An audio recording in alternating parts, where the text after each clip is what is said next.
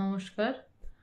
Indian মঙ্কস পেজে সবাইকে স্বাগত। আজকে ইতি তোমাদের ভগবানের থেকে ভগবানের নিজের লেখা যে চিঠির বইয়ের সংকলন, সেখান থেকে একটি চিঠি নিয়ে আলোচনা করার চেষ্টা করব।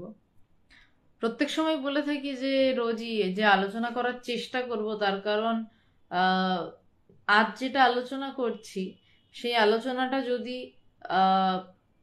হয়তো 6 মাস বা 2 বছর পর বা 1 বছর পর করতে যাই, দেখবো হয়তো আলোচনাটাই পুরো বদলে গেছে। তো তিনি তো যেভাবে কথা যোগান, গুরু যেভাবে কথা যোগান, সেই হিসাবেই আলোচনা হয়ে থাকে। সৌম্যদীপ, তো আজকের যেটা বিষয়, যে ভগবানের খুব গুরুত্বপূর্ণ একটি কথা, যে শুধু সরল হবি না। সরল হবি না বলেননি, তার কারণ সরল না হলে ঈশ্বর লাভ হয় না। ভগবানের গুরুদেব পবিত্রানন্দজি একটা ভীষণ সুন্দর কথা বলেছিলেন এবং খুব আটপৌরে একটা কথা বলেছিলেন। সরল হৃদয়ে ঈশ্বর টপ করিয়া প্রতিভাত হয়। মানে যখন প্রথম কথাটা পড়েছিলাম, মানে এত সুন্দর লেগেছিল, এত আটপৌরে একটা কথা, যে সরল হৃদয়ে ঈশ্বর টপ করিয়া প্রতিভাত হয়, মানে ঈশ্বরের ঝাট করে প্রকাশ ঘটে সরল হৃদয়ে। জটিল বা কুটিল হৃদয়ে হবে না। কিন্তু ভগবান একটা কথা বলছেন, শুধু সরল হবি না, সরল হবি, শুধু সরল নয়।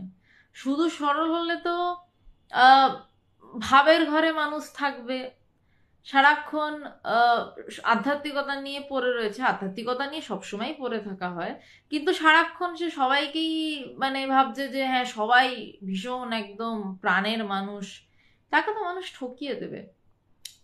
শৈবাল বসু প্রণাম, সবাইকে আমার প্রণাম। ঠাকুরেরও একটা কথা ছিল যে সরল হবি কিন্তু বোকা হবি না। বারবার তারা সাবধান করছেন, ঈশ্বর লাভ করতে গেলে সরলতার ভীষণ ভীষণ প্রয়োজন। সরলতা ছাড়া ঈশ্বর লাভ কিছুতেই হয় না। জেনে রাখবেন, যে ঈশ্বর লাভ করেছে তার হৃদয় আসলে সরল, কিন্তু সে বোকা কিন্তু নয়। আসলে এই আলোচনাটা করার কথা ছিল রবিবার, মঙ্গলবার। কিছুতেই সেদিন পেরে উঠিনি, রাস্তায় আটকে পড়েছিলাম বিভিন্ন কারণে। বাপি চৌধুরী প্রণাম, সবাইকে প্রণাম আমার।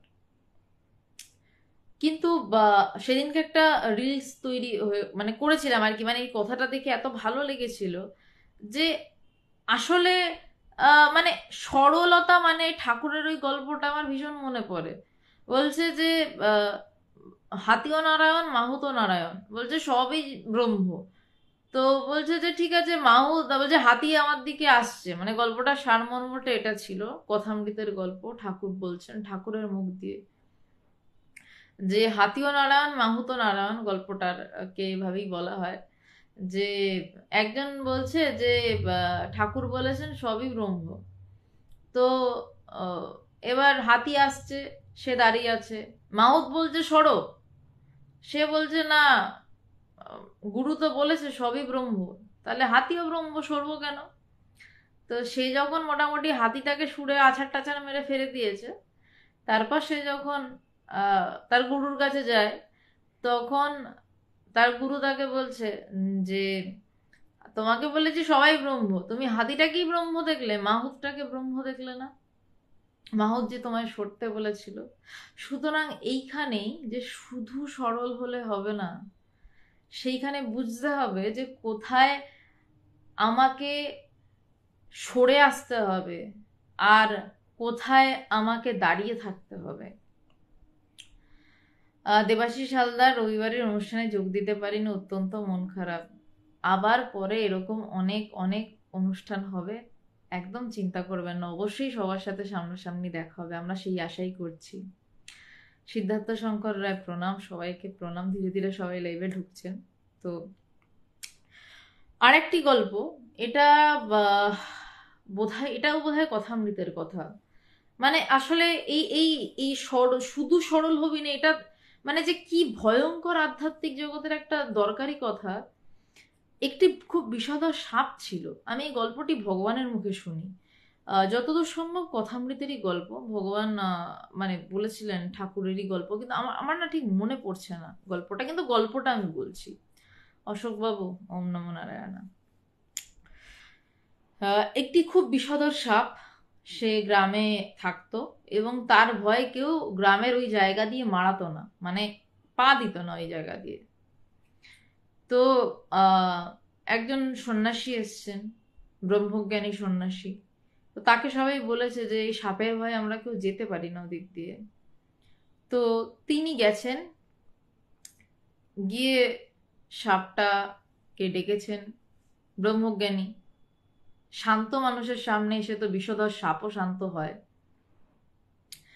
তো সেই সাপকে তিনি মন্ত্র দিয়েছেন এবং বলেছেন যে এটা একটা গল্প, মানে এটাকে একদম মানে কি বলবো, মানে ভাবগত ভাবে নেবেন, একদম মানে অন্যরকম ভাবে নেবেন না গল্পটাকে।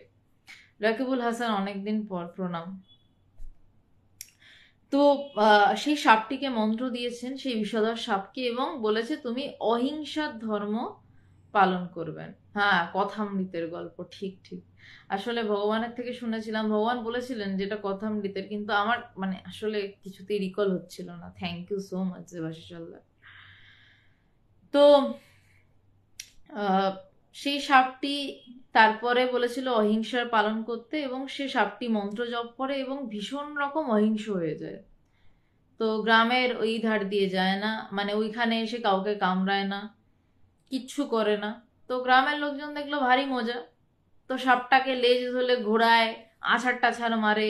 সাপটা কিচ্ছু বলে না, কারণ তার মন মাথায় আছে আমাকে গুরু বলেছেন যে অহিংসার মন্ত্র জপ করতে, আমি যেন কাউকে না কামড়াই, কারোর যেন অনিষ্ট না করি। হ্যাঁ, এটাই তো সেই ঠাকুরের মূল কথা, যে ছোবল মারবে না কিন্তু ফোঁস করবে।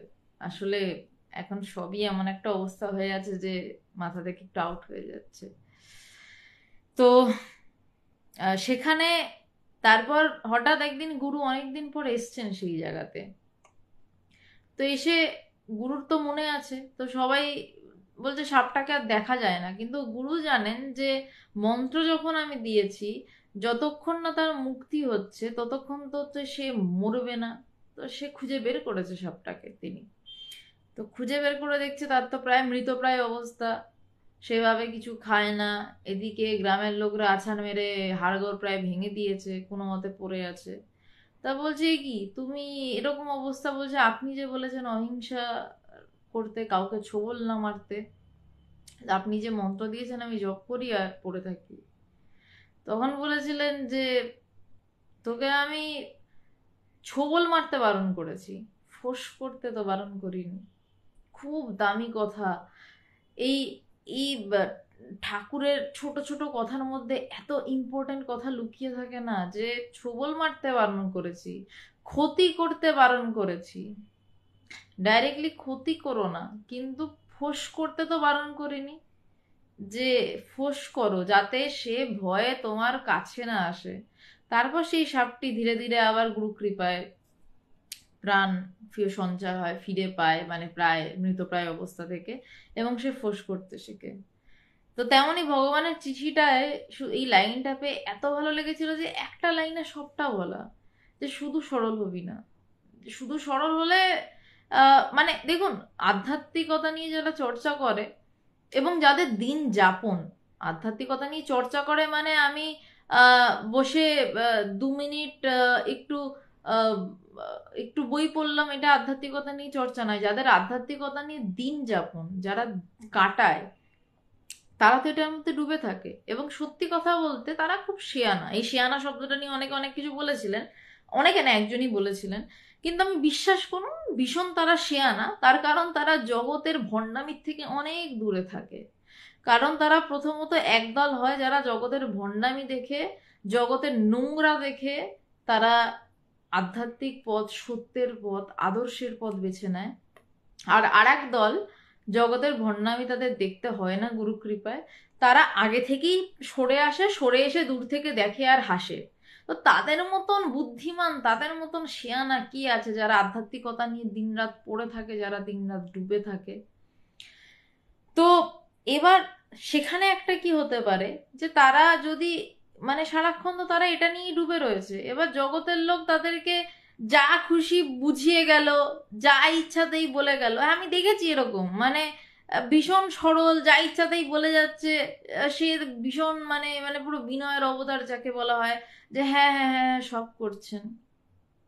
কিন্তু এভাবে করলে তো ঠকে যাবে, হবে না। মানে যদি পাহাড় পর্বতে জঙ্গলে চলে যাওয়া যায়, সেখানে কেউ কাউকে ঠকানোরও নেই, কে কাকে ঠকাচ্ছে দেখানোর দরকার নেই, ডুবে থাকো। কিন্তু যখন সমাজে বসবাস করতে হচ্ছে, সমাজের নিয়ম মেনে আমাকে বসবাস করতে হচ্ছে, সমাজের আপাত নিয়ম যেটা ঠাকুরের সময় যে নিয়ম ছিল, ভগবানের সময় সেই নিয়ম নেই।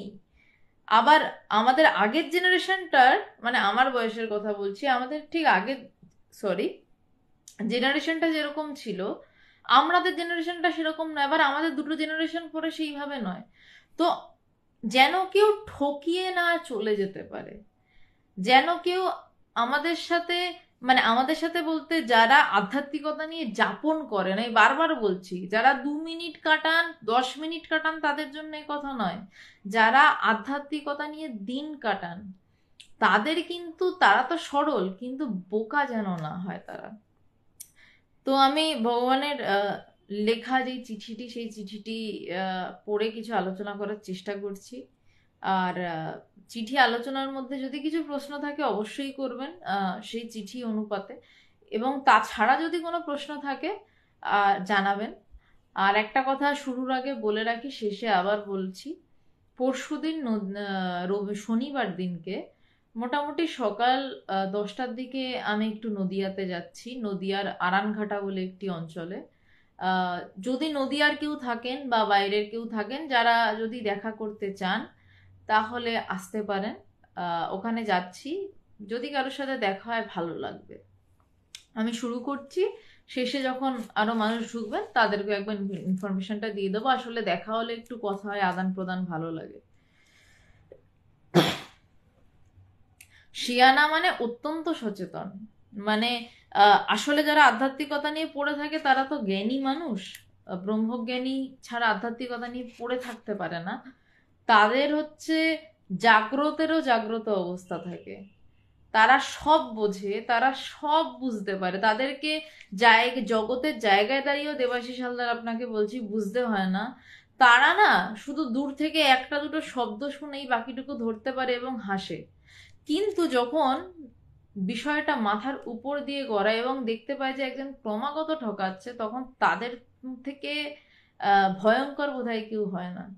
তারা ফোঁসটা খুব ভালো জানে, যে কি করে ফোঁস করে উঠতে হয়। তারা কারোর ক্ষতি করবে না, এটা সত্য, কিন্তু কিভাবে ফোঁসটা করলে তাদেরকে থামানো যায় সেটা কিন্তু তাদের থেকে ভালো কেউ জানে না, জগতের লোকও জানে না। অজিত কুমার মালাকার, নমস্কার। আমি ভগবানের চিঠিটি শুরু করছি। সবাইকে প্রণাম। আমি আর এই কথার আদান প্রদানে যাচ্ছি না, কোনো আধ্যাত্মিক প্রশ্ন থাকলে করবেন। ইতি তোমাদের ভগবান থেকে 132 নম্বর চিঠি। ভগবান তখন গৌহাটিতে থাকতেন।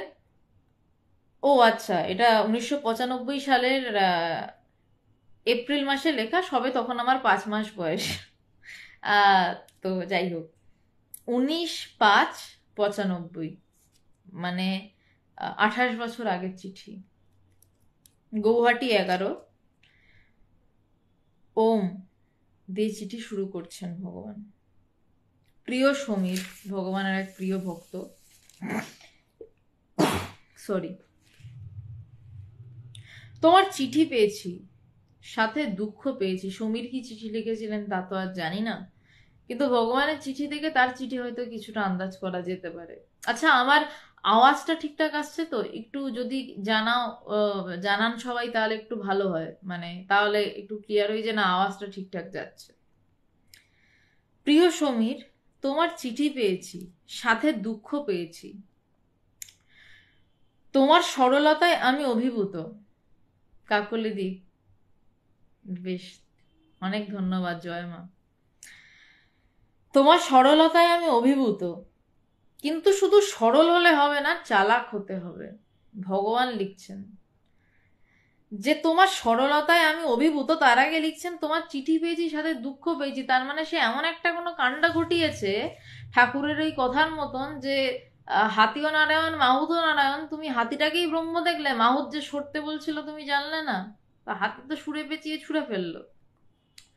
তো বারবার বলছি, সমীর প্রিয়, ভগবানের প্রিয় সমীর যে কি চিঠি লিখেছিলেন তো জানি না, কিন্তু ভগবানের চিঠিটা দেখে তার চিঠি কিছুটা আন্দাজ করা যায়। বলছে প্রিয় সমীর, তোমার চিঠি পেয়েছি সাথে দুঃখ পেয়েছি। কারণ নিশ্চয়ই এমন কিছু, তার সরলতা এত সরল ছিলেন যে ভগবান সেখানে দুঃখ পাচ্ছেন। কারণ শিষ্যের যদি সরলতার কারণে কষ্ট পায়, 1 মিনিট জাস্ট,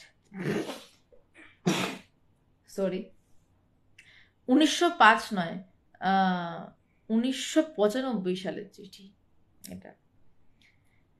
বলছেন যে তোমার সরলতায় আমি অভিভূত, কিন্তু শুধু সরল হলে হবে না। বলছে তোমার সরলতায় আমি অভিভূত, কারণ সরলতা ঈশ্বর লাভের একমাত্র সোপান। শুধু সরল যদি হওয়া যায়, শুধু হৃদয়টাকে যদি একটু সরল করা যায় না, বোকার কথা বলছি না কিন্তু, আমি সরলের কথা বলছি। সরল বোকার মধ্যে আকাশ এবং পাতালের তফাৎ। যদি হৃদয়টা সরল হয়, পবিত্রানন্দজি ভগবানের গুরুদেব বলছেন যে ঈশ্বর টপ করিয়া প্রতিভাত হয়, যে সেখানে কোনো সময় লাগে না, মুহূর্তের মধ্যে ঈশ্বর প্রতিভাত হয়। কারণ সরল হৃদয় ঈশ্বরের বৈঠকখানা, সরল হৃদয় ঈশ্বরের বাস। কারণ সরল হৃদয় কখনো অন্যের কুচিন্তা করে না, কিন্তু ফোঁস করে। যদি উল্টাপাল্টা কিছু দেখে বা উল্টাপাল্টা ক্রমাগত ঘটে, সে একবারে কোনোদিনও ফোঁস করে না, কিন্তু প্রয়োজনে সে ফোঁস করে। কিন্তু সরল হৃদয় যদি হয়, সেই ঈশ্বর ছাড়া কিছু ভাববে না। সরল হৃদয় তখনই হবে যে সম্পূর্ণ সরল হৃদয়, যে সারাক্ষণ ঈশ্বর নিয়ে পড়ে রয়েছে এবং খালি ভাবছে যে প্রথমত যে আমার কবে ব্রহ্মজ্ঞান হবে, আমার আমার কেন এখনো হচ্ছে না, বা সে তার গুরুর জন্য কাঁদছে, তার ইষ্টের জন্য কাঁদছে, বা সে তার জ্ঞান লাভের পর সে ডুবে রয়েছে। এই হচ্ছে সরল হৃদয়। বলছে শুধু সরল হলে হবে না, চালাক হতে হবে। কারণ শুধু সরল হলে তো মানুষ মাথায় ওই যে বলে না চলতি ভাষায়, চাটি মেরে দিয়ে বোকা বানিয়ে চলে যাবে, ফুটো কড়াই দিয়ে চলে যাবে। আর আমার মানে আমি বলছি না, আমার মানে এতটাই হ্যাপাজার্ড হয়ে রয়েছে যে আমার এক্স্যাক্টলি কথাগুলো মনে নেই। কথামৃতেরই ঠাকুরের বোধহয় একটা কথা রয়েছে যে জিনিস কিনতে গেলে ঠিক করে দেখে কিনবি, ঠকবি না। তো এই কথাগুলো তারা বলেছেন, প্রয়োজনে বলেছেন। যে আধ্যাত্মিকতা মানে নিয়ে ডুবে আছি মানে মানে এটা নয় যে মানুষ আমাকে বাজারে গেলে পচা মাল গুছিয়ে দেবে। সেখানেও কিন্তু পারফেক্ট, আধ্যাত্মিকতা মানে পারফেকশন। কৃষ্ণ কিন্তু পারফেক্ট। কুরুক্ষেত্রে কৃষ্ণ যুদ্ধ করছেন, যুদ্ধের আগে অর্জুন বিষাদগ্রস্ত হয়ে বসে রয়েছে। হ্যাঁ, কাকুরে এই কথাটা ভুলিনি, এটা মনে আছে ঠাকুরের, ভক্ত হবি বোকা হবি কেন। তো কুরুক্ষেত্রে অর্জুন যখন বসে পড়েছে, যুদ্ধ করতে পারবো না, কি করে মারবো এদেরকে, কৃষ্ণ কিন্তু তাকে উঠিয়ে যেভাবে হোক সবাইকে মারালেন এবং বললেন বটে যে লভা লভু জয়া জয়ু, বললেন বটে যে যুদ্ধে জয় পরাজয় যাই ঘটুক না কেন, অনেক কিছু বললেন যে মানে কোনো কিছুতেই কোনো আসে যায় না, নিষ্কামভাবে কর্ম করো ফলের আশা করো না। কিন্তু কৃষ্ণ নিজে যুদ্ধ জেতার জন্য যা যা করার তাই তাই করলেন, জয়দ্রথের গলা কাটার জন্য সূর্যকে ঢেকে দিলেন পর্যন্ত। সুতরাং কৃষ্ণ বোকা ছিলেন না, অর্জুনকে দিয়ে যুদ্ধ করিয়ে ছাড়লেন। অর্জুন বোকা ছিলেন না, কিন্তু সরল ছিলেন, তাই কৃষ্ণের সাথে ঘুরতে পারতেন। তো যাই হোক, তো বলছেন যে যে চালাকির দ্বারা, ভগবান বলছেন যে চালাক হতে হবে। এবার বলছে চালাকিটা কেমন, কেমন চালাকি, যে চালাকির দ্বারা ঈশ্বর লাভ হয় সেটাই চালাকি। যেই চালাকির দিয়ে ঈশ্বর লাভ হয়।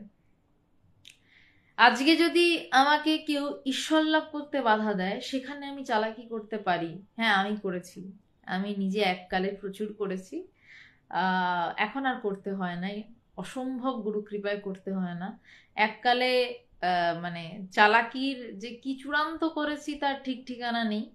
আহ, তখন ঈশ্বর লাভ অত বুঝিনি, ভগবানকে ভালো লাগতো, ভগবানের ভালোবাসার একটা অদ্ভুত টান, অদ্ভুত আকর্ষণ, তার জন্য চালাকি করেছি। এবং চালাকি করতে করতে গিয়ে বুঝেছি যে আহ আসলে ঈশ্বর লাভের জন্যই চালাকি করে বেড়াচ্ছি। তো বলছেন যে যে চালাকির দ্বারা ঈশ্বর লাভ হয় সেটাই চালাকি, যে চালাকি দিয়ে ঈশ্বর লাভ হয় সেটা চালাকি, অন্য চালাকি চালাকি নয়। মানে আমি যদি এখন বাজারে গিয়ে ভাবি যে বা বা আমি একটু আমি কয়েকদিন আগে একটা কলকাতার খুব নামি স্টোরে গেছিলাম। আহ, হয়তো অনেকেই জেনে থাকবে না, যাক আমি ব্র্যান্ডের নামটা বলছি না। জীবনে আমি ঢুকিনি, এই প্রথম ঢুকলাম আর কি। তো সেখানকার আমার ব্যাগটা তো সবসময় আপনারা হয়তো যারা কলকাতায় থাকেন তারা জেনে থাকবেন যে শপিং মলে ঢুকলে বা যারা শপিং মলে যাতায়াত রয়েছে, যে ব্যাগটা বেঁধে দেয়। তো এবার আমার ব্যাগটা এমন ছিল বাঁধা যাচ্ছে না, তো আমার মুখ দেখে বোধহয় চোট টোর খুব একটা মনে হয়নি।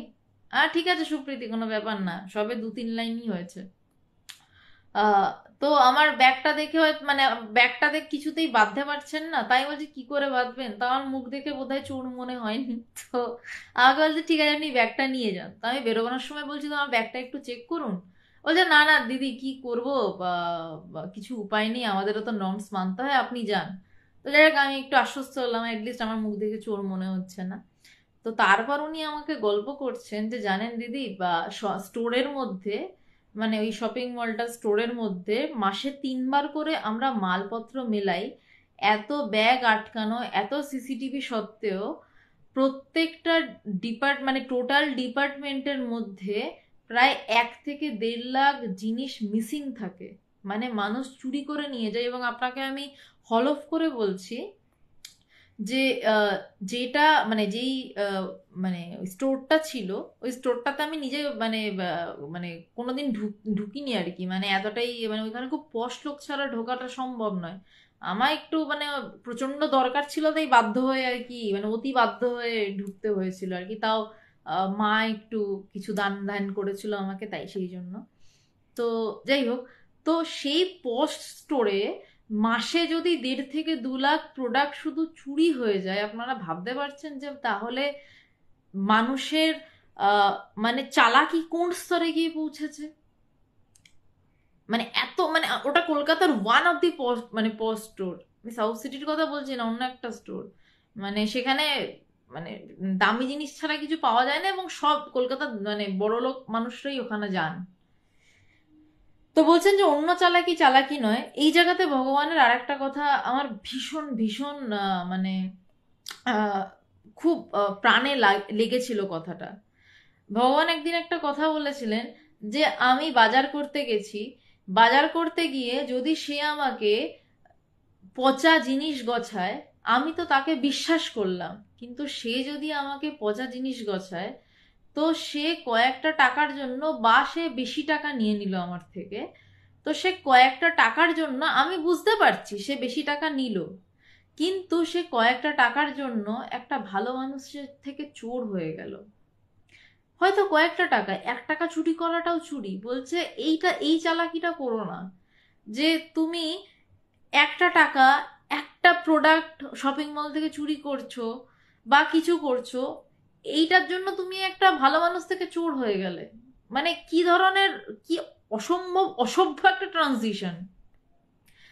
তো বলছে যে ভগবান এই কথাটা বলেছিলেন যে আমি মানুষটাকে বিশ্বাস করছি, আমি জানি যে সে চুরিটা করছে, কিন্তু আমি তো দেখছি যে এতে আমার কি ক্ষতি, আমার নয় 2 পয়সা বেশি যাচ্ছে, কিন্তু সে তো চোর হয়ে গেল।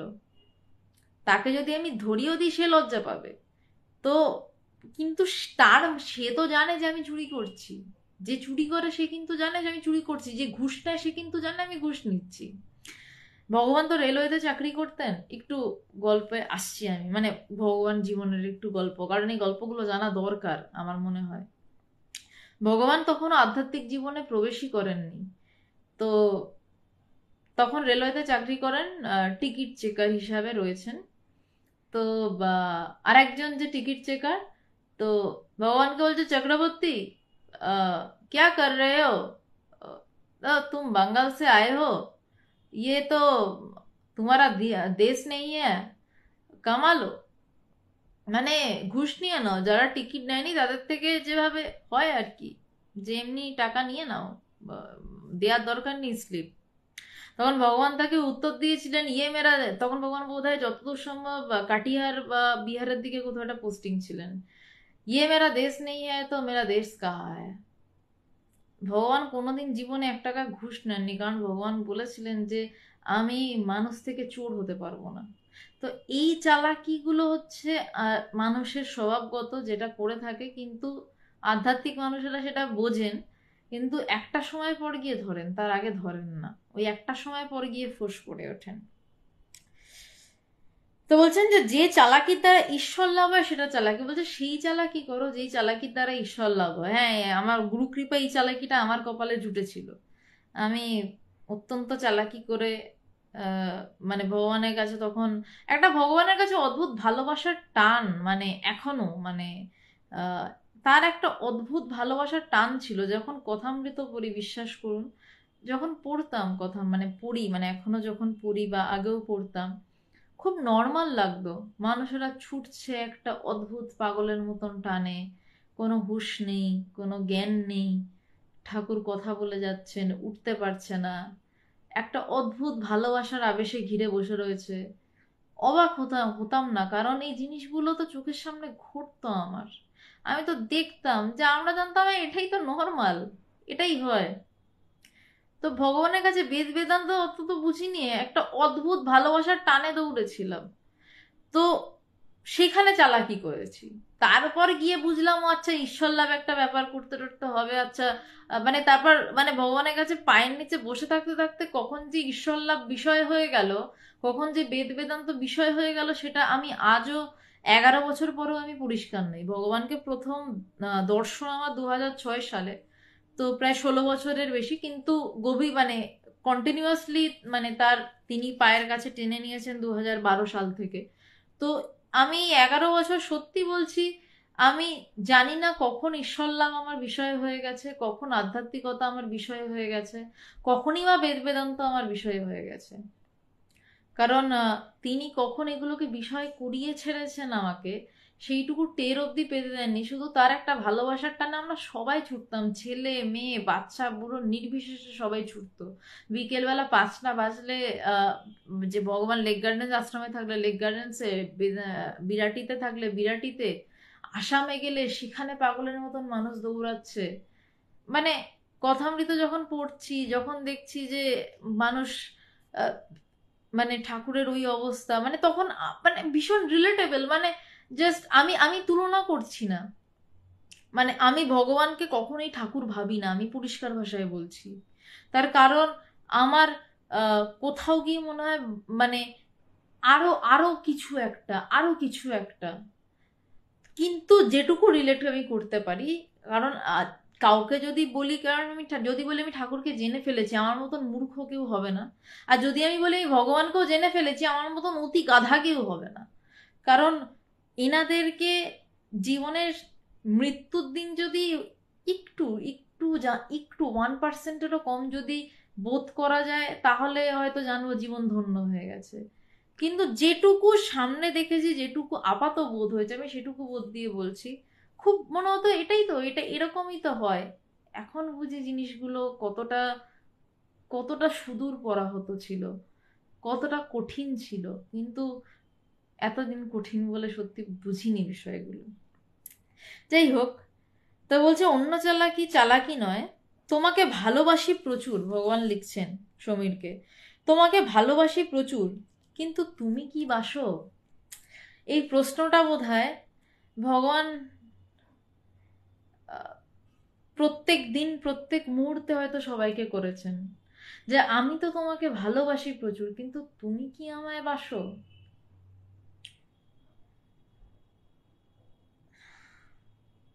কিছু মনে করবেন না, আমার একটা জিনিস নিয়ে খুব কষ্ট লাগে। যখন ঠাকুরের শ্রী রামকৃষ্ণদেব শরীর অসুস্থ, পয়লা জানুয়ারি ঠাকুর কল্পতরু দিবস নেমে এলেন এবং সবাইকে অকাতরে প্রেম বিলালেন, জ্ঞান বিলালেন। যে একজন টাকা চাইলো তাকে সেটারও বললে দিলেন, হ্যাঁ তোমার টাকা হবে। এবং মানে মহামায়ার রাজ্যে তো শুধু দেওয়া যায় না, নিতেও হয়। যাদের দিলেন তাদের সবটা তো গ্রহণও করতে হবে ঠাকুরকে। ঠাকুর গ্রহণ করলেন এই অসুস্থ শরীরে। কি অসম্ভব প্রেম! তারপর তিনি বলছেন যে আমার সারা গা হাত পা জ্বলছে, ছটফট করছে। তারপরেও বিকেলবেলা কয়েকজনকে নিয়ে আসা হয়েছিল, আমি নাম বলতে চাই না, আপনারা যদি একটু ঘাটেন দেখতে পাবেন, যে নিয়ে আসা হয়েছিল যে ঠাকুর এদেরকে কিছু করে দাও। ঠাকুর তখন বোধহয় আর কিছু করেনি, ও যে না আমার আর কিছু পারবো না। মানে ঠাকুর তো তাদেরকে খুব ভালোবেসেছিলেন, কিন্তু যেখানে ঠাকুরের শরীর খারাপ, ঠাকুর সবাইকে এভাবে অকাতরে প্রেম বিলিয়ে বলছেন যে আমার গা হাত পা জ্বালায়, ছটফট করছে। তারপরেও কি তারা সত্যি ভালোবাসলে ঠাকুরের কাছে আবার মানুষকে নিয়ে আসতেন যে ওদের কিছু করে দাও বলে? তাদের ভালোবাসাটার ভয়ঙ্কর প্রকাশ পরে হয়েছিল, কিন্তু ওই বলে না, দাঁত থাকতে দাঁতের মর্ম বোঝা যায় না। যতক্ষণ গুরু দেহে থাকেন না ততদিন গুরুর ভালোবাসাটা তো অসীম থাকে, কিন্তু গুরুকে কি সত্যি আদেও ভালোবাসতে পারি? আমি জানি না, আমি তো পারিনি, আমার দ্বারা হয়নি। কে পেরেছেন তারা মহান, আমার দ্বারা হয়নি, আমি জানি না। তৃপ্তি দত্তা, আমি ভালোবাসি ভগবানকে, ভগবান আমাকে ভালোবাসেন কিনা জানার দরকার নেই। আপনার মতন বলতে পারলে সত্যি ধন্য হতাম। আমি জানি ভগবান আমাকে ভালোবাসেন, আমি ভালোবাসতে হয়তো পেরে উঠিনি এখনো। কারণ ভালোবাসা শব্দটা ভীষণ ভীষণ কঠিন আমার কাছে। আমার কাছে না, মানে সত্যিই কঠিন। কারণ একটা বাচ্চা তার মাকে ছোট্ট হাত দিয়েই জড়িয়ে ধরে, যতটা পারে জড়িয়ে ধরে, কিন্তু সে যখন নিজে জড়িয়ে ধরার চেষ্টা করে তখন পড়ে যায়। তাই ঠাকুরের একটা অসাধারণ কথা যে বিড়াল ছানা হও, যে মা যেখানে মুখে করে নিয়ে যাবে ওখানে পড়ে থাকো আর মিউ মিউ করো। একটা গল্প মনে পড়লো, এটা ভগবানের মুখে শুনেছি। কোত্থেকে মানে এটা ভগবানের নিজেরই গল্প নাকি কথামৃতের গল্প আমি জানি না। নারদ তো ভীষণ ভক্ত নারায়ণের। আচ্ছা, আমি আজকে একটু বেশি একটু মানে খুব একটা বেদান্তের দিকে যাচ্ছি না, একটু গল্প কথাতে যাচ্ছি তো। মানে অসুবিধা নেই তো? বোর হচ্ছেন না তো কেউ? একটু জানাবেন, তাহলে আমি আবার একটু কট্টর বেদান্তে ঢুকে যাবো। একটু হালকা ভাবে একটু একটু একটু মানে গল্প আলাপ আলোচনা হচ্ছে আর কি। একটু জানাবেন, যদি বোর হন তাহলে আমি আবার কট্টর বেদান্তে ঢুকে বা যাওয়ার চেষ্টা করবো আর কি। তো যে গল্পটা বলছিলাম ওই জায়গাটাই ভুলে গেলাম। যাই হোক, জায়গাটা ভুলে গেলাম আর কি। তো হ্যাঁ, যে আমি তোমাকে ভালোবাসি প্রচুর কিন্তু তুমি কি আমাকে ভালোবাসো, এই জায়গাটা নিয়ে একটা প্রবল মানে প্রবল ব্যাপার। যে মানে আমরা কি তাকে সত্যি ভালোবাসতে পারি তার মতন করে? তার মতন করে তো ভালোবাসা যায়ই না, কিন্তু যতটুকু আমাদের সাধ্য ততটুকু কি আদৌ ভালোবাসতে পারি সব ছেড়ে দিয়ে? আসলে তো পারি না। হয়তো তারা চলে যাওয়ার পর তখন হুঁশ ফেরে সবার, তখন তারা পাগল হয়ে যায়। যে কারণ ওই যে বললাম, দাঁত থাকতে দাঁতের মর্ম কেউ বোঝে না। তখনও ভালোবাসে, কিন্তু সম্পূর্ণ ভালোবাসা, সম্পূর্ণ সমর্পণ হয়তো হয়ে ওঠে না। আমি যে গল্পটা বলতে যাচ্ছিলাম, আমি না গল্পটা ভুলে গেছি। আমার মনে পড়লে আমি আবার আসছি, আমি চিঠিটা এগোচ্ছি, মনে পড়লে আবার ফেরত আসছি। ভগবান বলছেন যে তোমাকে ভালোবাসি প্রচুর কিন্তু তুমি কি বাসো? তোমার ভালোবাসা জাগতিক, তাই জাগতিক বস্তু নিয়েই মেতে আছো। এবার ভগবান ঝাড় দেওয়া শুরু করছেন। বলছে যে হ্যাঁ, ভালোবাসা শব্দটা কঠিন নিয়েই বলছিলাম, কিন্তু কি গল্পটা বলছিলাম সেটা ভুলে গেছি। মানে যেটা বলতে যাচ্ছিলাম সেটা ভুলে গেছি। যাই হোক, অবশ্যই মনে করবে বলবো। পিকু মুখার্জি, ধন্যবাদ। তো বলছে তোমাকে ভালোবাসি প্রচুর কিন্তু তুমি কি ভালোবাসো? তোমার ভালোবাসা জাগতিক। আমরা ঈশ্বরের সাথে লেনদেন করি, আমরা গুরুর সাথে লেনদেন করি যখন আমাদের কিছু পাওয়ার থাকে না গুরুর থেকে। হয়তো আমাদের কাছে কিছু পাওয়ার নেই, কিন্তু যে গল্পটা ক্লাসিক গল্প মনে পড়েছে, এই গল্পটা বলে তারপর যাই। আহ নারায়ণ, তো নারায়ণের খুব প্রিয় শিষ্য নারদ, সারাদিন নারায়ণ নারায়ণ করছে। তো নারদের একটু অহংকার হয়েছে যে আহ, আমি তো সব থেকে প্রিয় শিষ্য নারায়ণের। তো নারদ গিয়ে নারায়ণকে বলেছে, প্রভু তোমার সব থেকে প্রিয় ভক্ত কে? তো নারায়ণ বলেছে, ওই মাঠে দেখো একজন চাষি আছে, চাষ করছে, ও আমার সব থেকে প্রিয় ভক্ত। নারদের তো মনে লেগেছে যে সারাদিন আমি নারায়ণকে ডাকছি, আর কে সেই চাষি যে এরকম নারায়ণের সব থেকে প্রিয় ভক্ত হয়ে গেল। তো এবার নারায়ণ বলছে যে তুমি যাও, গিয়ে দেখে আসো। এবার নারদ গেছে, নারদ হিসাবেই গেছে আর কি। গিয়ে দেখছে চাষি ফসল কাটছে, এবং খালি বলছে অর্জুনকে কাটবো আর নারদকে কাটবো। মানে খুব খুব দুর্ধর্ষ গল্প এটার, মানে এটার অন্তর্নিহিত মানেটা মানে আমি পাগল হয়ে গেছিলাম ভাবতে গিয়ে, মানে প্রায় আর কি, যে কতটা ভক্তি থাকলে এরকম একটা গল্প আসে আর কি, ভগবানের থেকে শোনা এটা। তো চাষিটা ফসল কাটছে আর বলছে নারদকে কাটবো আর না অর্জুনকে কাটবো। তো নারদ তো অবাক হয়ে চলে এসছে, আর বলছে যে নারায়ণ তাকে বলেছিল যে ও সারাদিন কি করে দেখবে। তো নারদ তো দেখছে সারাদিন কি করে, দেখছে সারাদিন এই ফসল কাটছে আর বলছে নারদকে কাটবো আর অর্জুনকে কাটবো। আর রাত্রিবেলা বাড়ি গিয়ে ভীষণ ভক্তি ভরে নারায়ণকে প্রণাম করে ঘুমিয়ে পড়লো, আর কোনো গল্প নেই। নারদ ভাবছি এ কি কাণ্ড ঘটছে, আমি সারাদিন নারায়ণ নারায়ণ করে চলেছি, আর এখানে সারাদিন ফসল কাটছে আর খালি বলছে নারদকে কাটবো, মানে আমাকে কাটবে বলছে, আবার অর্জুনকে কাটবে বলছে। কই নারায়ণকে তো ডাকতেও তাকে দেখলাম না, সে হচ্ছে নারায়ণের সব থেকে প্রিয় ভক্ত হয়ে গেল। তো নারায়ণকে এসে বলেছে যে প্রভু আমি তো এসে দেখছি যে খালি মাঠের ফসল কাটছে আর বলছে নারদকে কাটবো অর্জুনকে কাটবো, আর রাত্রিবেলা একবার প্রণাম করে আহ, শুয়ে পড়লো, আপনাকে ভক্তি করে প্রণাম করে শুয়ে পড়লো। তখন নারায়ণ বলছে তুমি এক কাজ করো, কালকে ছদ্মবেশে যাও, গিয়ে জিজ্ঞাসা করো তো যে কেন বলছে নারদকে কাটবো আর অর্জুনকে কাটবো। তো পরের দিন নারদ নারায়ণের কথা মতন ছদ্মবেশে গেছে, গিয়ে বলছে যে সে গিয়ে দেখে একই অবস্থা, মাঠে ফসল কাটে আর বলে নারদকে কাটবো অর্জুনকে কাটবো। তো বলছে তুমি এরকম বলছো কেন, নারদ কি করে না অর্জুন কি করেছে, প্রথম জিজ্ঞাসা করছে অর্জুন কি করেছে, নিজের কথাটা জিজ্ঞাসা করতে ঠিক সাহস পায়নি, বলছে অর্জুন কি করেছে, ওকে কাটবে কেন তুমি? বলে কুরুক্ষেত্রের যুদ্ধে আমার প্রভু, ওনার তো সারথি ছিল, ওনার পিঠে পা দিয়ে উনি নেমেছিলেন, সাহস হয় কি করে ওনার পিঠে পা দিয়ে নামার, ওনাকে অর্জুনকে আমি কেটে দেবো। এই যেটা এই ফসলের ওটা ওটা নিয়ে বলছে অর্জুনকে কাটবো।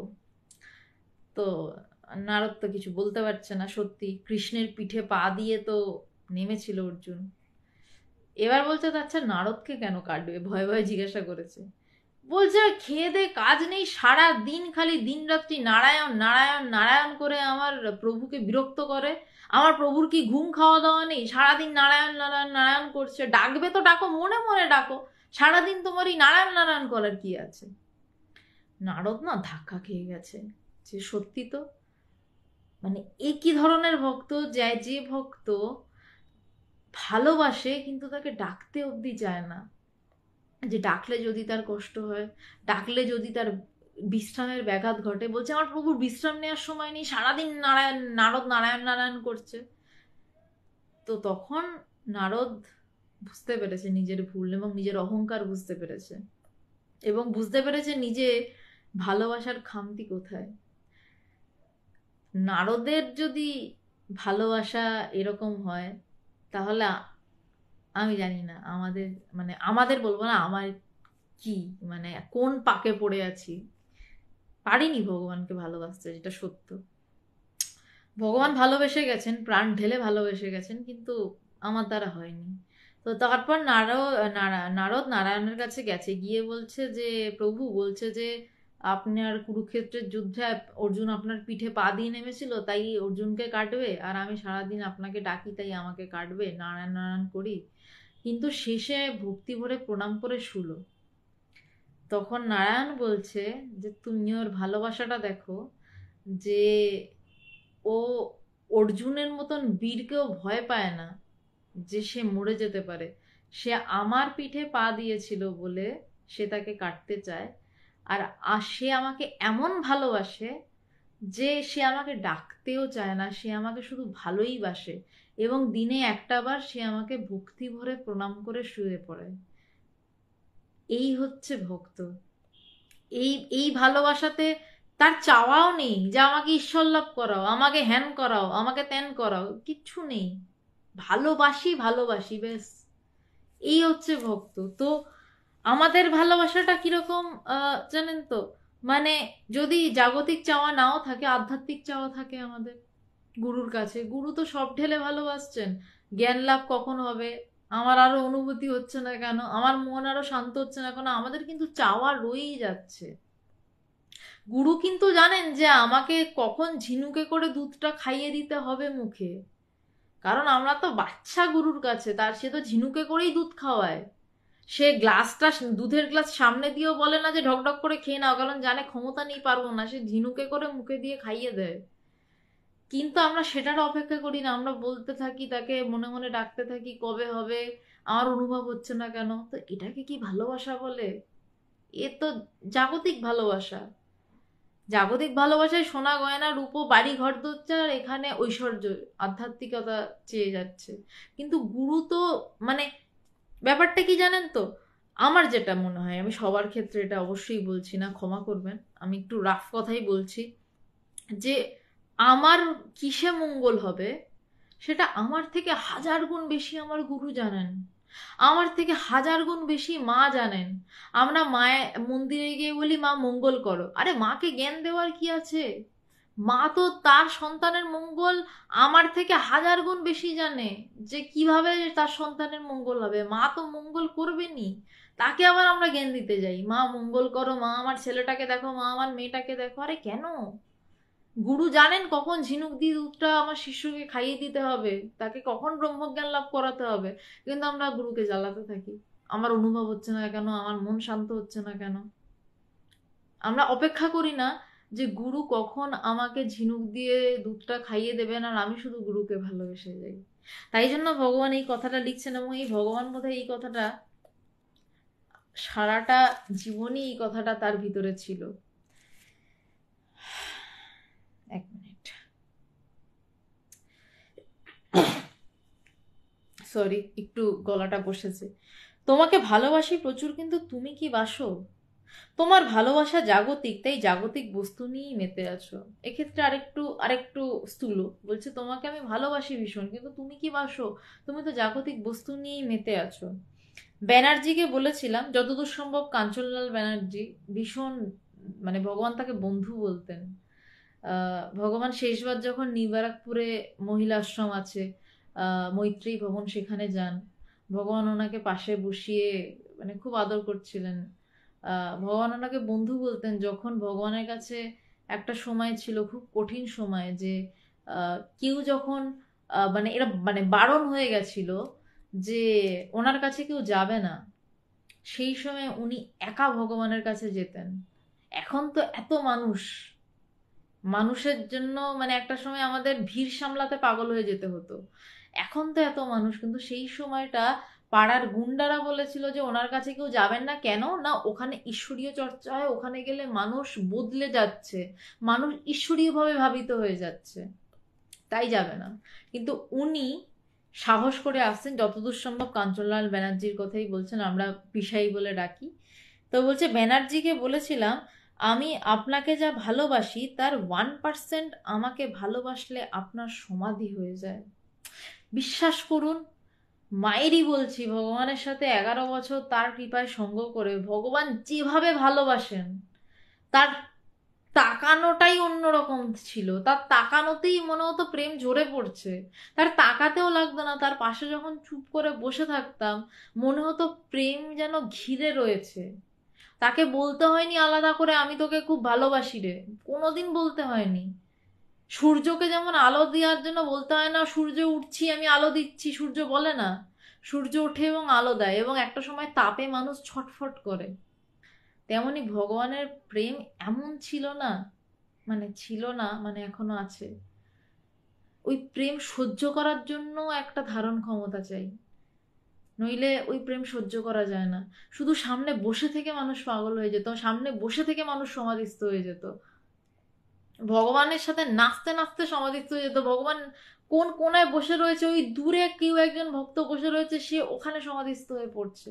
আর আমি দেখেছি এই জিনিসগুলো সামনে, আমি কি করে না বলে থাকতে পারি।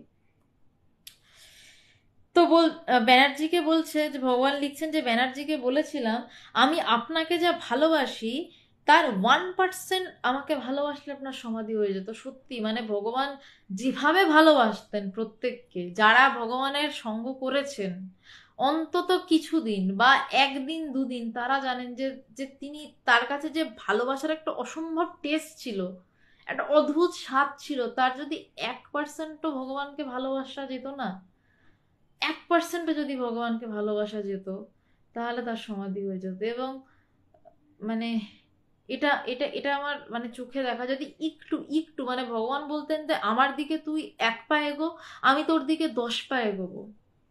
আমি জানি না এই কথা কে বলতে পারে, যা তুই আমার দিকে একটু এগো, 1 পা এগো, আমার দিকে 1টা পা বাড়া, আমি তোর দিকে 10 পা এগিয়ে এসে জড়িয়ে ধরবো তোকে। সেই জড়িয়ে ধরাই সমাধি।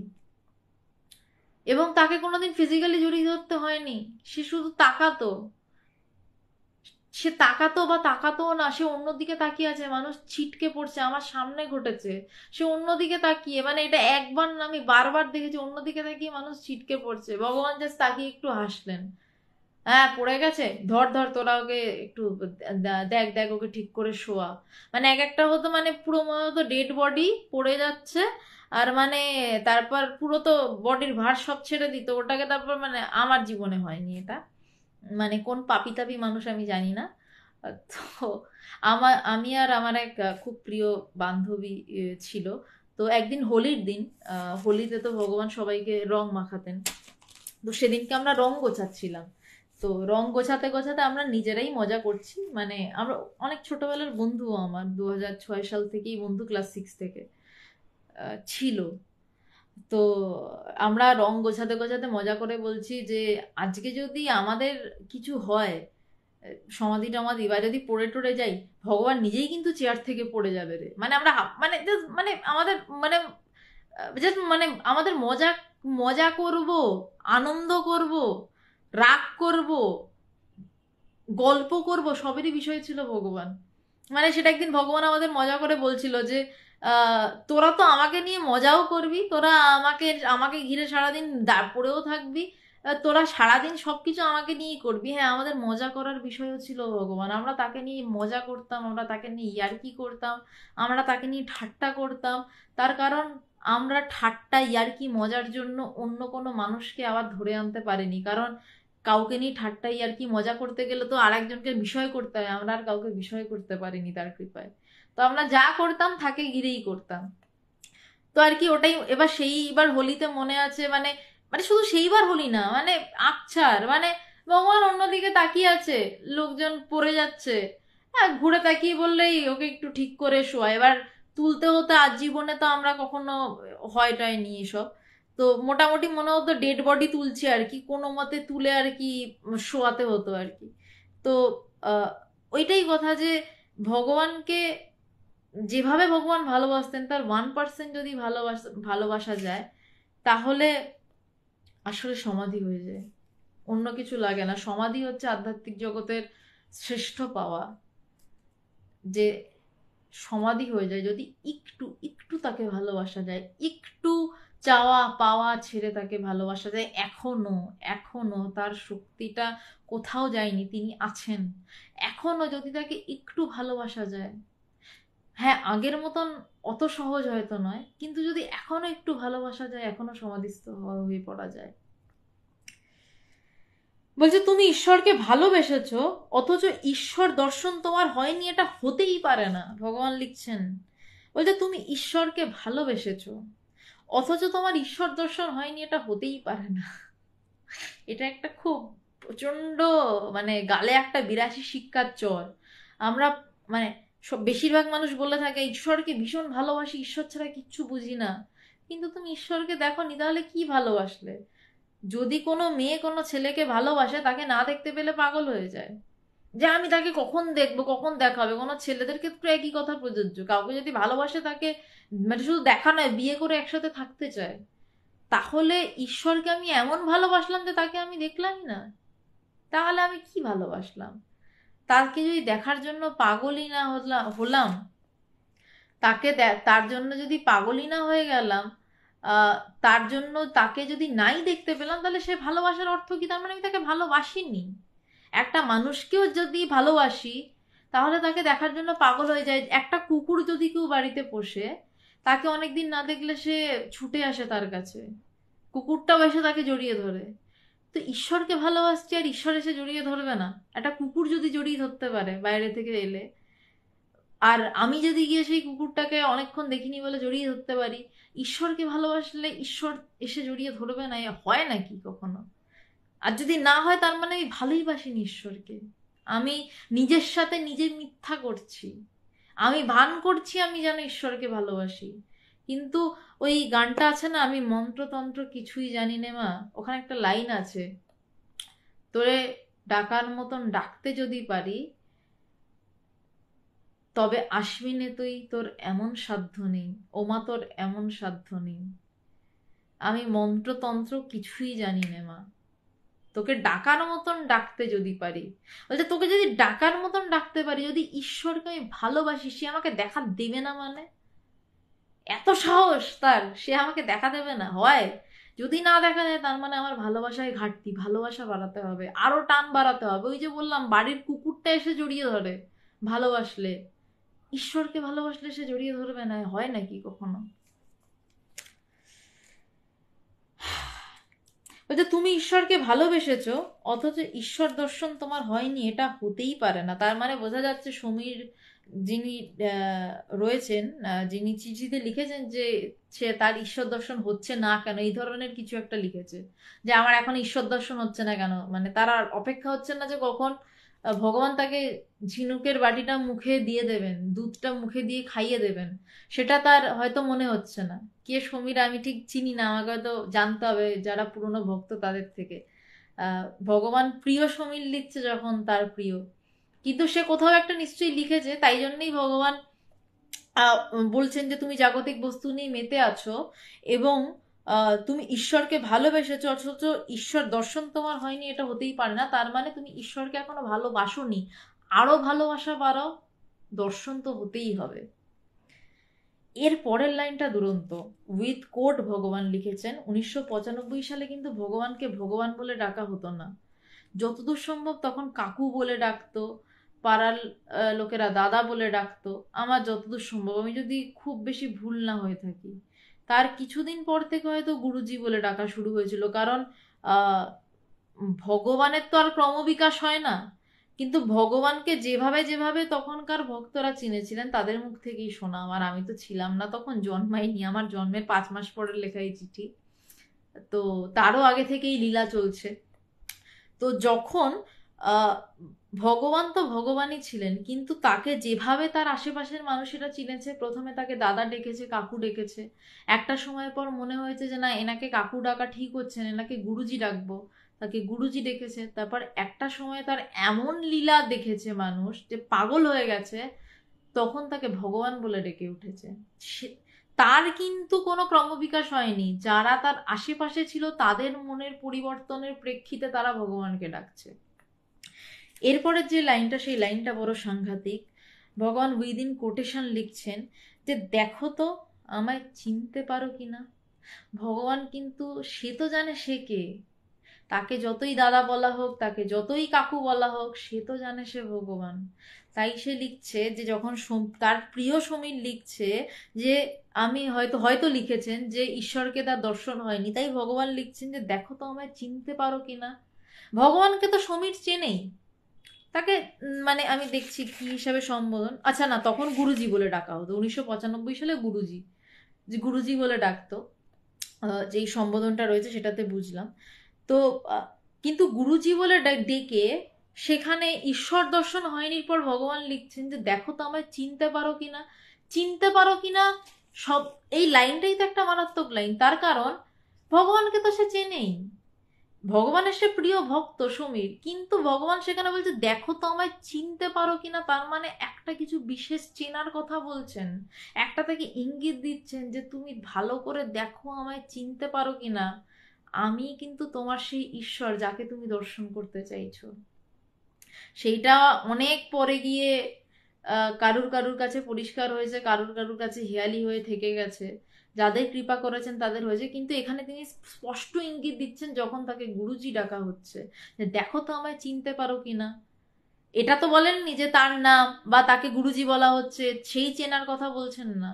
যেখানে ঈশ্বর দর্শন হয়নি বলছে, তার পরের লাইন হচ্ছে উইথ কোটেশন, দেখো তো আমায় চিনতে পারো কিনা। তার মানে তুমি কি আমাকে ভগবান বলে চিনতে পারছো? তাহলেই তো তোমার ঈশ্বর দর্শন হয়ে যায়, অন্য কিছু তো লাগে না।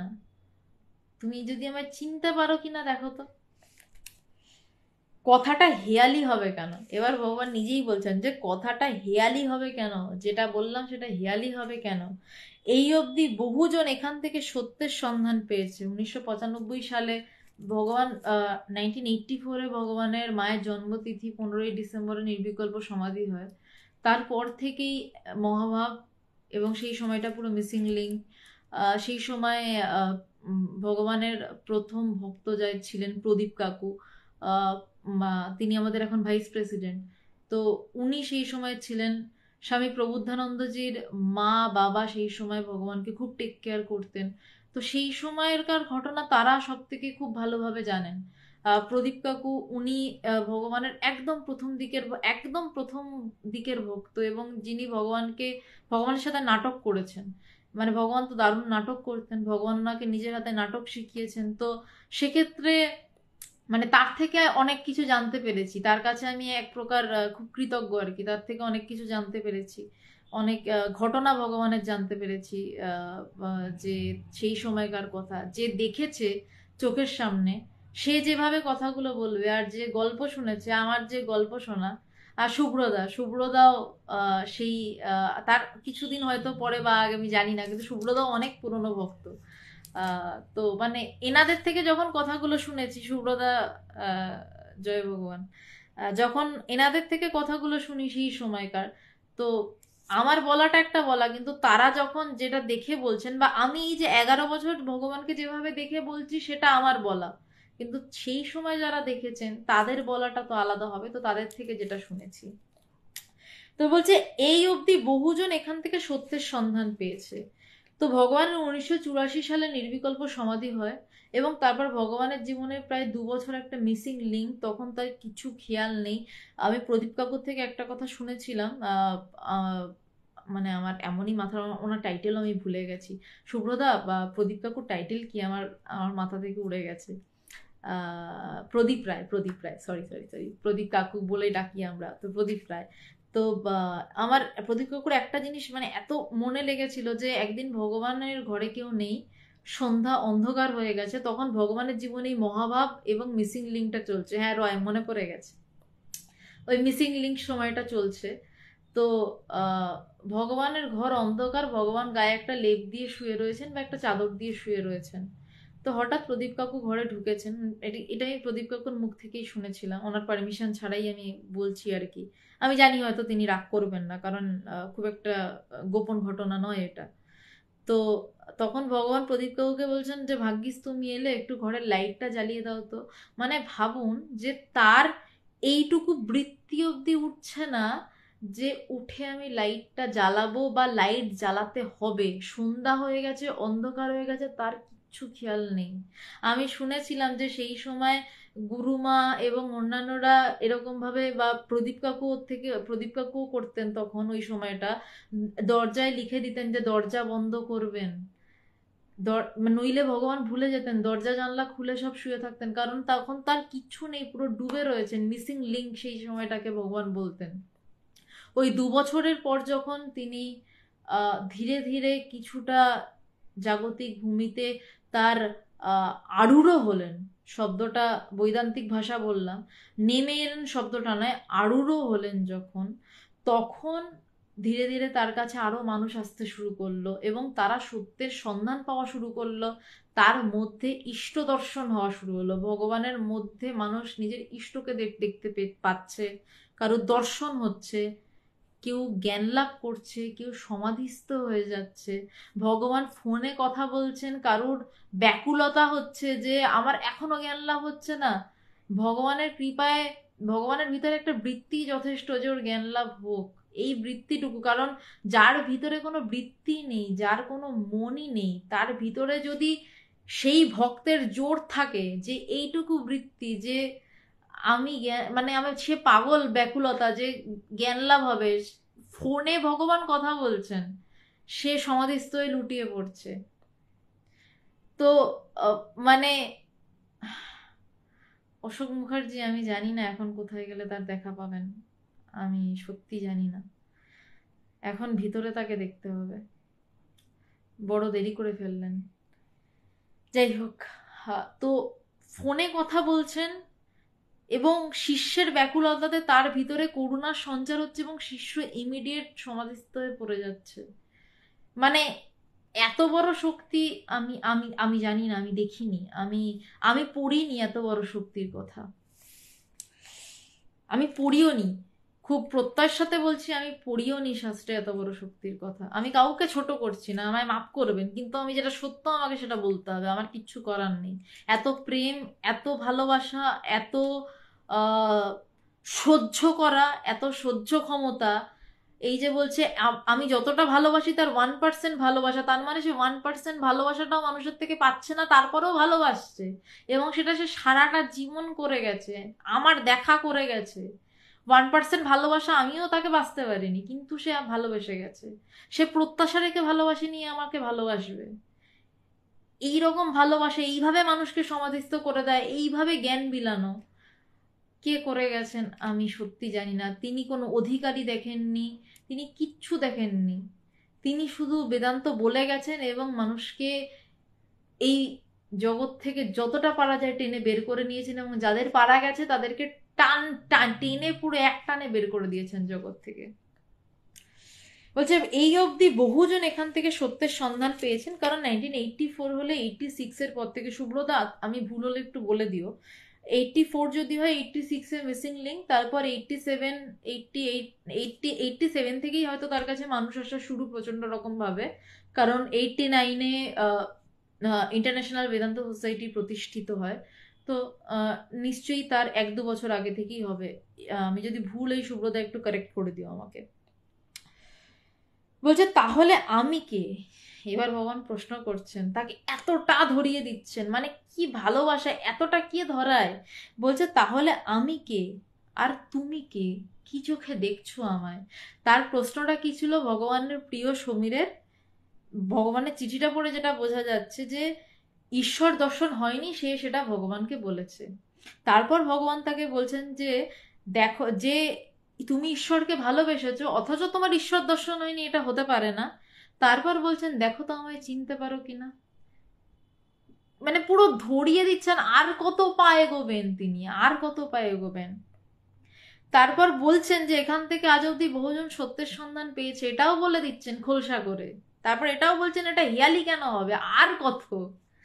তারপর এটা বলছেন যে তাহলে আমি কে, তার পরিচয় ব্যক্ত হচ্ছে এবারে। অহম রুদ্রে আছে না মহালয়াতে, যে দেবী সুক্তম, দেবীর পরিচয় আসছে অহম রুদ্রে, যদি শুনে থাকেন নইলে শুনে নেবেন। দেবী নিজের পরিচয় ব্যক্ত করছে, এখানে ভগবান তার সেরকম পরিচয় ব্যক্ত করছেন খুব ছোট্ট কথায়, তাহলে আমি কে আর তুমি কে। যদি সে বুঝতে পারে গুরুজি নয় সে ভগবান, তাহলে সে জানবে তার ঈশ্বর দর্শন হয়ে গেছে, সে ভক্ত।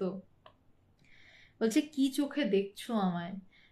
সবাই তো তখন তাকে গুরুজি ডাকা হচ্ছে, তাহলে এই প্রশ্নগুলো কেন করবেন? কারণ তিনি তো জন্ম থেকেই ভগবান, সেটা তার কাছে জানা। তার নির্বিকল্প সমাধি হচ্ছে সেটাও একটা খেলা, ভাঙার খেলা। ভগবানের যে নির্বিকল্প সমাধি হলো 1984-এ, সে তো জন্ম থেকেই ভগবান। ভগবান যিনি যিনি অবতার, আজ আমার বলতে বাধা নেই, এতদিন কোনোদিন এত স্পষ্টভাবে বলিনি, আজ বলতে বাধা নেই, যিনি অবতার সে তো মানে আহ, সে তো নতুন করে অবতার হচ্ছে এমন নয়, সে তো জন্ম থেকেই অবতার, তার জন্ম থেকেই তার মধ্যে অবতারের সবকিছু নিয়ে সে আসছে, সে পৃথিবীকে উদ্ধার করার জন্য আসছে। কিন্তু তারপরেও তার নির্বিকল্প সমাধি লাগছে, তার গুরু লাগছে, এটা একটা খেলা, ভাঙার খেলা হচ্ছে। আমি জানি না বোঝাতে পারছি কিনা, যে একটা, এটাও একটা খেলা, যে যেন দেখাচ্ছি আমি সবার মতন, যেন হচ্ছে আমার গুরুর কাছে যেতে হচ্ছে, কৃষ্ণকেও সন্দীপনী মুনির কাছে যেতে হচ্ছে, রাম বশিষ্ঠ দেবের কাছে গিয়ে পুরো যোগা বাশিষ্ঠ সার মানে এতটাই বড়, সেখান থেকে ছোট করেও এরকম একটা মোটা বই তৈরি হচ্ছে। তারা গুরুর কাছে যাচ্ছেন, যেন দেখাচ্ছেন যে আমরা তো মানে আমরা জানি না কিছু, আমাদের জ্ঞান লাভ করতে হবে, তারপর তাদের জ্ঞান লাভ হচ্ছে। মানে তারা পুরো খেলা ভাঙার একটা খেলা খেলছেন। ওই ঠাকুরের রবীন্দ্রনাথ ঠাকুরের গান আছে না, আজই খেলা ভাঙার খেলা, তাদের আসলে নির্বিকল্প সমাধিটা খেলা ভাঙার খেলা।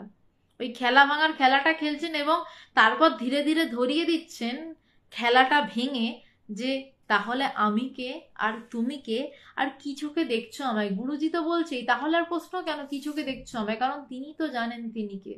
তাই প্রশ্ন যে কি চোখে দেখছো আমায়। তুমি যদি আমাকে জানো ভগবান, তাহলে তুমি জানবে যে তোমার হয়ে গেছে সবকিছু, কিন্তু তোমাকে সেটা বোধ করতে হবে, অনুভব করতে হবে। আমাকে তো মীরার ক্যাসেট অথবা রবীন্দ্র রচনাবলীর মতন আলমারিতে সাজিয়ে রেখেছো, স্পর্শ করতে চাওনি। অসম্ভব সুন্দর একটা চিঠি। আজকে সময় অনেকটা হয়ে গেছে, আমি শেষ করছি তাড়াতাড়ি। মানুষ রবীন্দ্র রচনাবলী কেনে আলমারিতে সাজিয়ে রাখে, খুব একটা পড়ে না। মীরার ভজনও কিনে সাজিয়ে রাখে, পড়ে না।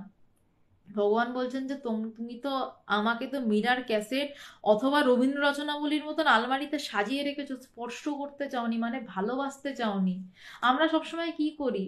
স্বামীজি ঠাকুরকে, আমি আগের কথাই বলছি, আমরা আদর্শ বানিয়ে দেওয়ালে টাঙিয়ে দিই। এটা ভগবান বলতেন যে আমরা আদর্শ বানিয়ে দেওয়ালে টাঙিয়ে দিই, এবং যদি বলা হয় যে তুমি স্বামীজি হও, তখন বলবে যে কেন বাবা, ও স্বামীজি তো বিশাল ব্যাপার, উনি ছিলেন, আমরা কি করে হতে পারবো? কারণ তুমি ভালোবাসছো না, তুমি তাকে স্পর্শ করতে চাইছো না, তুমি তার মতন হতে চাইছো না, তুমি তাকে আদর্শ বানিয়ে দেয়ালে টাঙিয়ে দিচ্ছ। তেমনই ভগবান বলছেন যে আমাকে তো মীরার ক্যাসেট অথবা রবীন্দ্র রচনাবলীর মতন আলমারিতে সাজিয়ে রেখেছো, স্পর্শ করতে চাওনি। যদি স্পর্শ করতে চাইতে, যদি ভালোবাসতে 1%ও, একটু একটু যদি ভালোবাসতে, তাহলেই তো ঈশ্বর দর্শন হয়ে যেত, তাহলেই তো সমাধি হয়ে যেত, কিন্তু সেটাও চাইনি। বলছে ভয় পেয়েছো যদি হারিয়ে যাও, কারণ আধ্যাত্মিকতায় সব হারিয়ে সব পাওয়া, নিজের সমস্ত আমিত্ব হারিয়ে একদম চিরন্তন আমির খোঁজ পাওয়া। বলছে তুমি ভয় পেয়েছো, আমাকে স্পর্শ করতে চাওনি, আমাকে সরিয়ে রেখেছো, তার কারণ যদি হারিয়ে যাও, কারণ তুমি জানো আমাকে স্পর্শ করলে তুমি হারিয়ে যাবে, যেতে পারো না, তুমি হারিয়ে যাবে, তাই তুমি আমাকে স্পর্শ করোনি।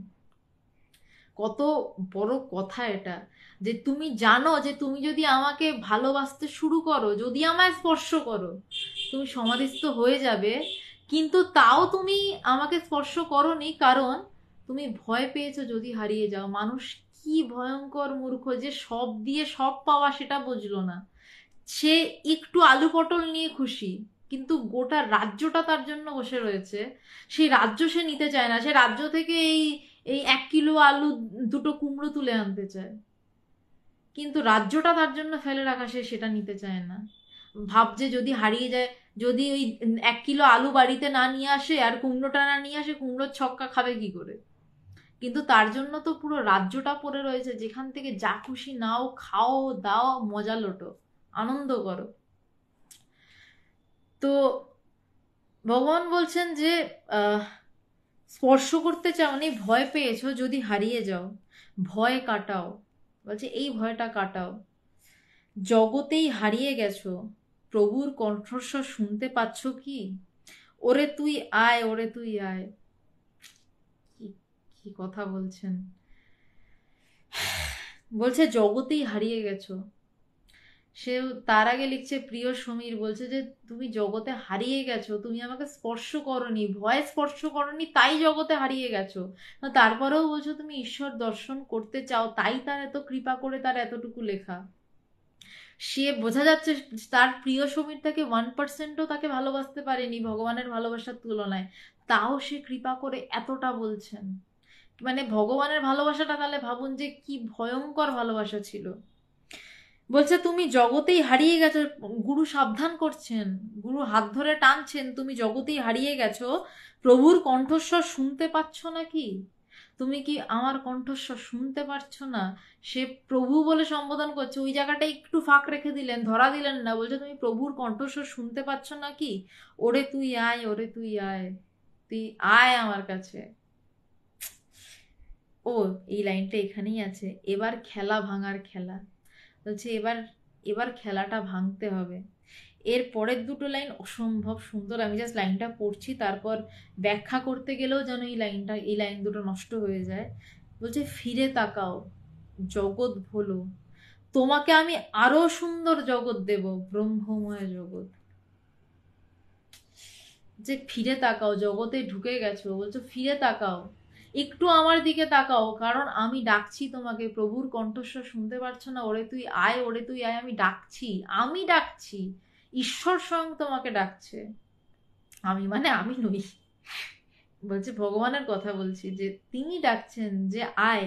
বলছে ঘুরে তাকাও, এবার খেলা ভাঙার খেলা, ফিরে তাকাও জগৎ ভোলো, তোমাকে আমি আরো সুন্দর জগৎ দেব। বলছে জগৎটা ভোলো, যে ওই 2 কিলো আলু আর ওই 4টে কুমড়োর জগৎ, জানো ওই জগৎটা ভোলো, তোমাকে আমি আরো সুন্দর জগৎ দেব, ব্রহ্মময় জগৎ, যেই জগৎটা শুধু চিরন্তন তোমার, আর কিচ্ছু নয়, ব্রহ্মময় জগৎ। সব সত্য, সত্যে মেতে ওঠো গুরুজি, সব সত্য। স্বামীজি সন্ন্যাসীর গীতিতে আছে না, সত্য সব নামরূপ পারে, নিত্য মুক্ত আত্মা আনন্দ বিহারে। বলছে সব সত্য কিন্তু নামরূপের পারে। ভগবান এখানে বলছেন যে তোমাকে আমি আরো সুন্দর জগৎ দেব, ব্রহ্মময় জগৎ, কিন্তু তারপর সব সত্য। সত্যে মেতে ওঠো মানে সত্যে ডুবে থাকো, কিন্তু আবার এই প্রথম কথাটা, যে শুধু সরল হয়েও না, চালাক হতে হবে, যেই চালাকির দ্বারা ঈশ্বর লাভ হয়। গুরুজি, আমি লাস্ট লাইন 3টে আর একবার পড়ে আমি শেষ করছি, আমি আর কোনো কথা বলবো না। বলছে আমাকে তো মীরার ক্যাসেট অথবা রবীন্দ্র রচনাবলীর মতন আলমারিতে সাজিয়ে রেখেছো, স্পর্শ করতে চাওনি। ভয় পেয়েছো, যদি হারিয়ে যাও, ভয় কাটাও, জগতেই হারিয়ে গেছো, প্রভুর কণ্ঠস্বর শুনতে পাচ্ছ নাকি? ওরে তুই আয়, ওরে তুই আয়, এবার খেলা ভাঙার খেলা, ফিরে তাকাও জগৎ ভোলো, তোমাকে আমি আরো সুন্দর জগৎ দেব, ব্রহ্মময় জগৎ। সব সত্য, সত্যে মেতে ওঠো গুরুজি। আমার আর কিচ্ছু বলার নেই এই চিঠির পর। আমি অনেক দিন আগে এই চিঠিটা পড়েছিলাম, ভুলে গেছিলাম, আজকে পড়তে গিয়ে খেয়াল পড়লো। একদিন পৃথিবী তো টের পাবে যে যে কি লেখা এগুলো, একদিন পৃথিবীকে টের পেতে হবে। আর কিছু বলার নেই আধ্যাত্মিকতা নিয়ে। আর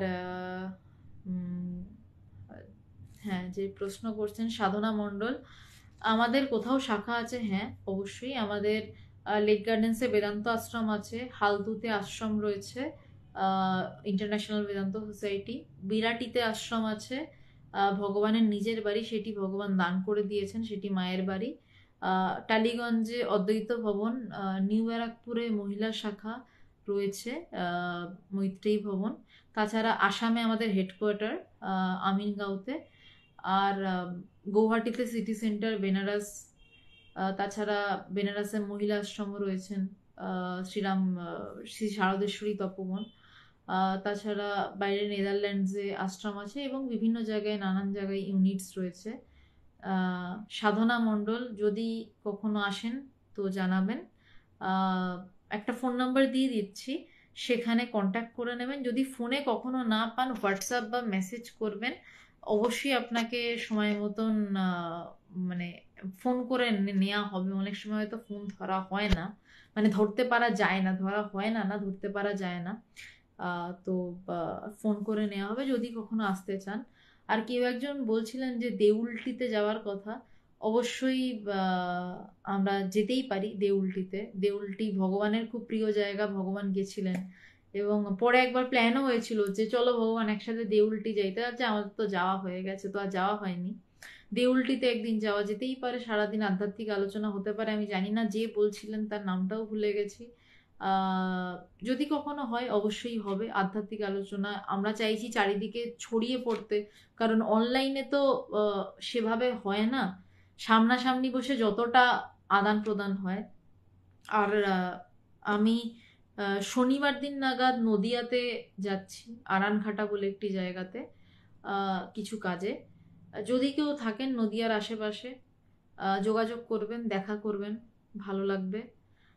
আর কিছু বিশেষ বলার নেই, আজ এই অবধিই থাক। সবাইকে প্রণাম, নমস্কার এবং ভগবানকে অশেষ প্রণাম। এই চিঠির পর আমার কিচ্ছু বলার নেই আর।